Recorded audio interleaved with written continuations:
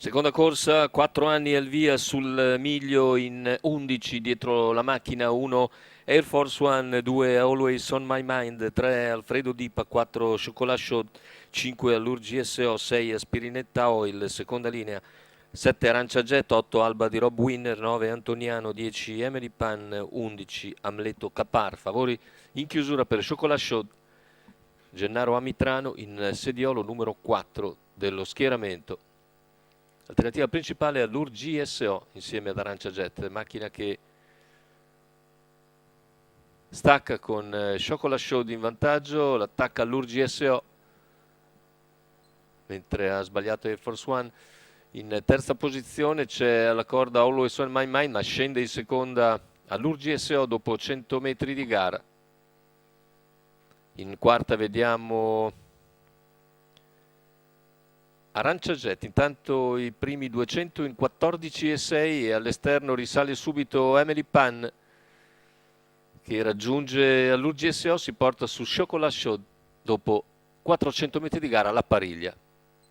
Il quarto iniziale se ne va in 31, insiste Emily Pan, attacca, replica però Chocolat Chaud, ha spostato intanto dalla corda anche Always on My Mind. In terza posizione va Arancia Jet, i 600 in 45,6. Insiste Emily Pan su Chocolat Chaud e i primi 800 se ne vanno abbastanza svelti in 1 minuto e 3 decimi, con in seconda pariglia Always on My Mind seguito da Antoniano, mentre lungo la corda rimangono Allure GSO, Arancia Jet, poi Aspirinetta Oil.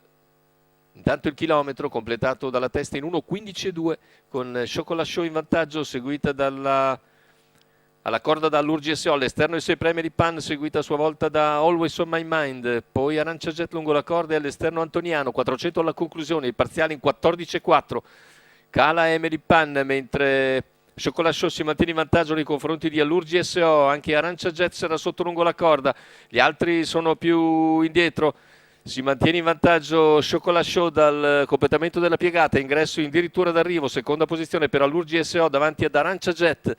Finale con Chocolat Chaud che deve difendersi da Allure GSO che insiste al suo esterno e sul palo riesce a prevalere di misura. Vince Allure GSO nei confronti di Chocolat Chaud.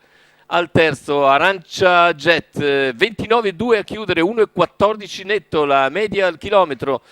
Allure GSO e Maurizio Cheli che replicano così il successo ottenuto 8 giorni fa a Treviso. Allure GSO davvero molto tonico nel finale, nonostante una chiusa in 29,2 riesce ad aver ragione di Chocolat Chaud che a sua volta per la quarta volta consecutiva deve contentarsi del secondo posto. Vedete qui pizzicato proprio a fil di palo Chocolat Chaud, la cavalla tedesca piegata proprio a fil di palo. Allure GSO, Maurizio Cheli, Franco Baldini al training, la quota al totalizzatore di 4,50.